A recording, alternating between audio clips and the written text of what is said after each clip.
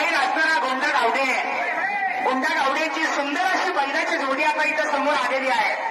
म्हणून सुनील गावडे, गोंडा गावडे यांना बैलाचा इतका नाद आहे म्हणून त्या बैलासाठी नवीन गाणं काय म्हणायचं माहितीये का?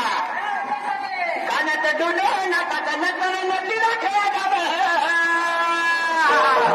कर्नाटक बेंद्राच्या दिवसाला नवीन गाणं बैलावरनं गोंडा मामासाठी खास. कानात डोले नाकात नटली